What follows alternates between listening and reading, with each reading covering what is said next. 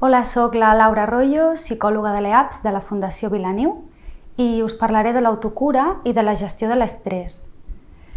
Abans de tot, parem-nos a pensar, què és per a tu cuidar? I cuidar-te? Cuidar d'algú és com caminar dins de la boira. No sabem ben bé què és el que ens trobarem ni com anirà el camí. I es pot comparar amb una carrera de fons. Això pot suposar una càrrega emocional i física per la persona que cuida. La persona que cuida s'implica i la seva implicació moltes vegades no té un reconeixement ni a nivell familiar ni a nivell social i moltes vegades tampoc per la persona a la que està cuidant. Tot això suposa una gran càrrega a llarg plaç i hem d'aprendre a dosificar les nostres energies per poder seguir endavant sense posar en joc la nostra pròpia salut. Cuidar d'un familiar que s'ha posat malalt genera un gran impacte tant a nivell personal per la persona que cuida com a nivell familiar, ja que s'han de reorganitzar moltes tasques que abans tenien un ordre i funcionaven i s'han d'anar readaptant. I moltes vegades aquesta readaptació ha de ser constant i contínua. També suposa un gran impacte a nivell emocional, perquè la persona que cuida pot sentir emocions i sentiments que per moments el descol·loquin o desbordin, com preocupació, dubtes, por, sentiment de culpabilitat, tristesa, pressió, estrès, sobrecàrrega. Per això en aquest vídeo veurem 3 punts. Factors de risc per a la persona cuidadora, veurem un altre punt que és la gestió de l'estrès i un tercer que són tècniques d'autocura. Factors de risc per a la persona cuidadora. Cuidar d'algú pot suposar 2 càrregues. Són de 2 tipus, càrregues objectives i càrregues subjectives. Les càrregues objectives seran les limitacions que tindrà la persona cuidadora a nivell personal, a nivell familiar, social i laboral. I les càrregues subjectives són aquestes percepcions i sentiments desagradables que la persona cuidadora pot experimentar. Com més elevades siguin aquestes càrregues, més possibilitats hi ha de patir de sobrecàrrega emocional o estrès. Quines són les conseqüències de l'estrès? Aquí ens trobem amb la síndrome de la persona cuidadora. La simptomatologia d'aquesta síndrome té a veure amb aquest augment de les sobrecàrregues emocionals i físiques que es donen davant l'atenció continuada d'algú.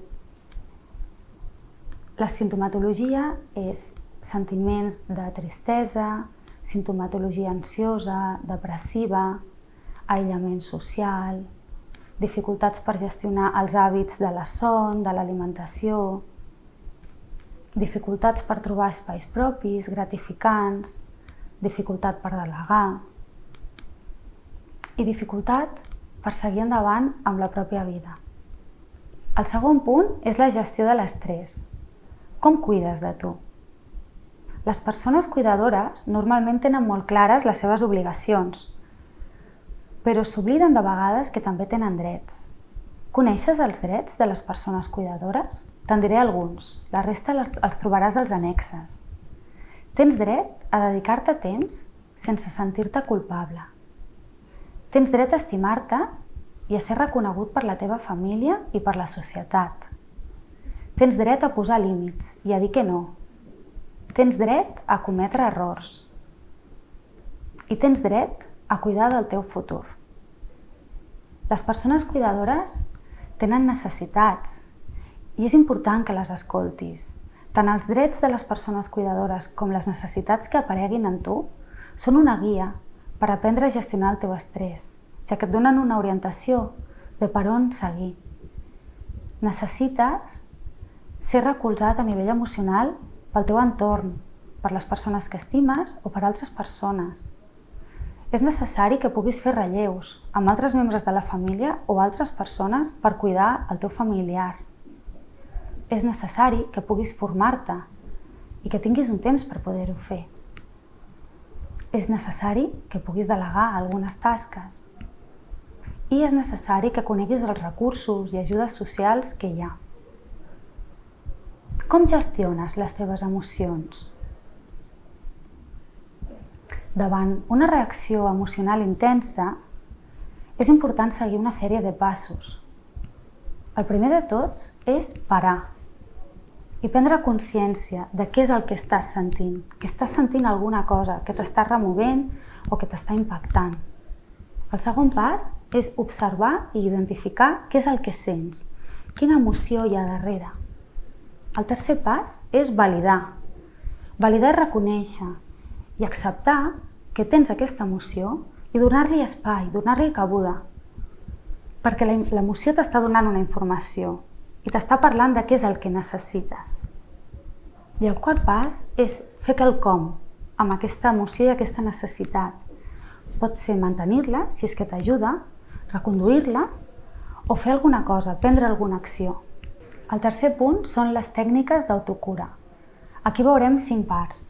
La primera és cuidar de la teva salut, que puguis mantenir uns hàbits saludables a nivell de son i a nivell d'alimentació, que puguis realitzar activitats satisfactòries i gratificants per a tu, que cuidis el teu aspecte físic i la teva higiene personal, perquè de vegades en situacions de sobrecàrrega i estrès és el primer que es deixa de banda i això pot influir en la teva autoestima i cuidar-te et pot fer sentir millor. El segon punt, la segona part que veurem, és que evitis l'aïllament social. És molt important que t'envoltis de persones. Som éssers socials i necessitem dels altres per poder recolzar-nos. De vegades realitzar activitats d'oci amb altres persones et pot ajudar. El tercer punt és que planifiquis el teu temps i et puguis organitzar. Per això és important que tinguis clares quines tasques has de realitzar. Pots fer una planificació diària o una planificació cada 2 dies o setmanal. És important que anotis quines tasques realitzaràs i quina és la durada de cadascuna d'elles i les ordenis per ordre de prioritat. Veuràs que de vegades volem fer més coses de les que realment es poden fer al llarg d'un dia i això, tenir-ho clar, et pot ajudar a estructurar-te i a sentir que tens un control en el dia a dia. I sobretot, deixa espai en cada dia per tenir un espai per a tu, un temps per dedicar-te a fer alguna tasca que t'ajudi, que te faci sentir bé. El quart punt és que puguis equilibrar obligacions i necessitats. I aquí entraria a aprendre a delegar. De vegades, la persona cuidadora sent que ho pot fer tot i s'oblida que té un límit i que aquestes limitacions són reals i s'han de poder escoltar. De vegades hi ha creences errònies respecte a que la persona cuidadora és la millor que pot cuidar o que els altres no ho saben fer. I això s'ha de poder revisar perquè moltes altres persones poden i saben cuidar. I la cinquena part i darrera és la de creixement personal. Cuidar d'una persona, d'un familiar malalt, pot suposar un estrès, però també es pot veure com una oportunitat de creixement personal, on podem aprendre a gestionar les nostres emocions, podem aprendre a relativitzar el que no es pot canviar, aprendre a posar límits, a dir que no, a cultivar la nostra paciència.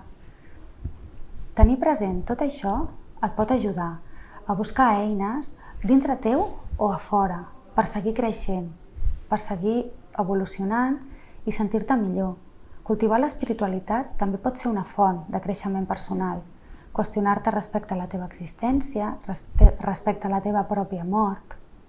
Fomentar una relació sana amb la persona que cuides, on hi hagi paciència, on hi hagi sentit de l'humor, empatia, on els dos pugueu estar a gust. I si veus que no pots sol, demanar ajuda a la família, als amics. De vegades és necessari tenir un espai on poder ventilar i expressar les teves emocions perquè portes molt al damunt. I si veus que no pots i que no és suficient, demanar també ajuda professional a un psicòleg que et pugui ajudar. També tenir en compte que has de tenir present tenir activitats de respir, on puguis meditar o relaxar-te, de vegades pintar mandales et pot ajudar, o el que a tu te vagi bé, però activitats relaxants i tranquil·les que et permetin respirar i descansar. Veurem en un vídeo un exercici de mindfulness pràctic que et pot ajudar.